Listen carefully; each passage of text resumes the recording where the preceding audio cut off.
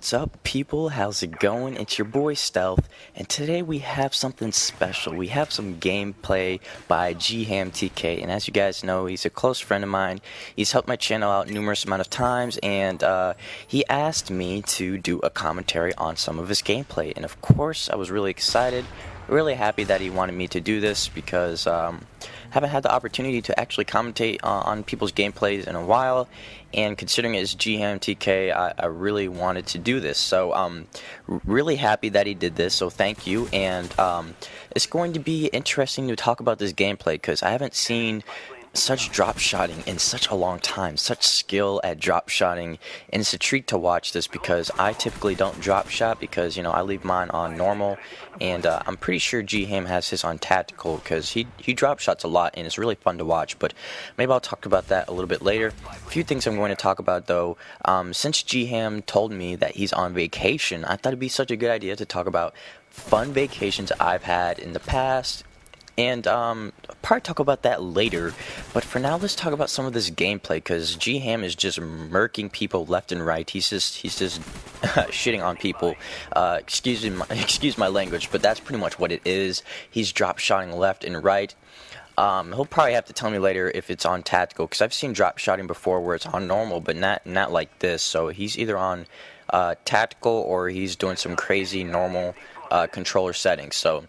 But anyways, guys, it's really cool to see GHam play like this because he's actually using steady aim, which you don't see too often on assault rifles because people like to use sleight of hand. You know, you get the faster aim down the sights and all that good stuff. But it was really smart of him to actually do this, to actually put steady aim on the AK-47 because the AK-47 has great damage, but the fire rate isn't comparable to guns like the AUG and the FAMAS.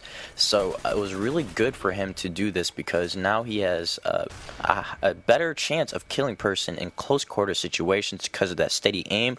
He can hip fire better, and that was really smart move for him to do that. I mean, as you can see, he's just murking people left and right with the AK-47, which is my favorite assault rifle in Black Ops. So that was really cool to see a person use tactical and steady aim on the AK-47. You don't see that too often, so definitely give this video a like for him using such a diverse settings. I really had fun watching this gameplay, but using a great kill streak, had the attack dogs and chopper gunners, so we get that easily because, you know, GHam is just a slayer at Call of Duty.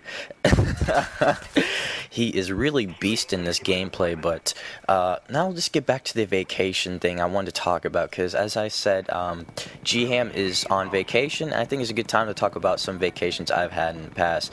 Most of the ones that I remember, because I go on vacation a lot of the good ones I remember are ones where I was out of the country. As you guys know, I'm from the United States, and when I do get the chance to go on vacation, I like to go out of the country, Europe, Canada, Mexico, anywhere, just to get out and experience new cultures, diverse cultures, and just be embraced in different surroundings, different environments. And one of my most recent and one of the most fun I've ever had in a long time was probably going on this cruise ship to like South America or Mexico. It was like all down there. It was like a week and a half of just having fun, and we were on a cruise ship for like 3 or 4 days, and then after that we got off the ship and just, you know, walked around Mexico, walked around some islands I can't even pronounce because their names are so exotic. They have some exotic names down there, so I can't really, you know, tell you guys where I've been. If you guys are curious, I honestly I can't even pronounce any of them, so I'm not gonna try to make a clown out of myself. But on the cruise ship for a few days, and as you guys know, if you've ever been on a cruise, that on international waters, they're really you have a lot more freedom to do whatever you want, and what they want you to have fun, as much fun as possible, since you're considering you're going to be on the cruise, you're going to be on the ship for a few days, because, you know, you have to cross the ocean. They want you to have as much fun as possible.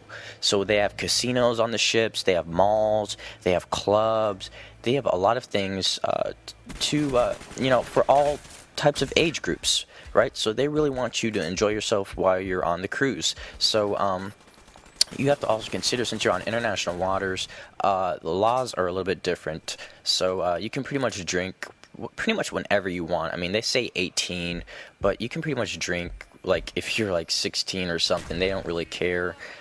As long as, you know, as long as your parents are probably, I don't know, on the ship or something, they don't really care if you drink or not. So that was pretty cool. And the other thing was, like, there's so many teenagers and so many young people and just a lot of energy going on. So I had a lot of fun meeting strangers and just having fun with them, and not going to encourage people to drink, but since it was international waters and I did have my family with me, so they pretty much let me do whatever I wanted. So if you guys have not been on a cruise ship before, I strongly encourage you to go on a cruise ship. Considering now that we're in a recession, cruise ships are really, really cheap right now, very affordable, and it's just a good time to go. Considering it's summer, go choose like 3 or 4 of your friends and just go for like a week or somewhere. Go Italy, I don't care, but it's a good idea, and I had a lot of fun with that. And the next vacation, I have to tell you, was a little bit crazy.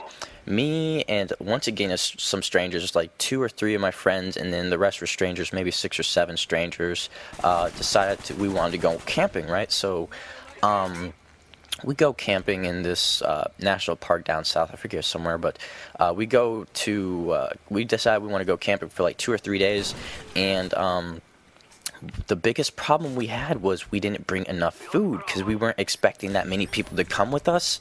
So we had like 14 people come with us, but we only had like enough food for like 4 or 5 people. So we ran out of food like the first day.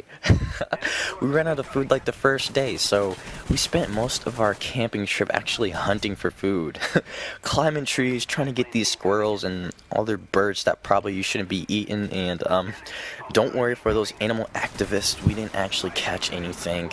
It was unsuccessful. These things were like super fast, and we were super hungry, and we burnt all our energy trying to capture these animals that we were never going to catch. So it was still fun. I mean, it might sound miserable to you guys, but it was super fun to be in this situation where it's pretty much, it's like survival. If you've seen the show, it's sort of like survival, but like times 10. It's like survival on steroids, right?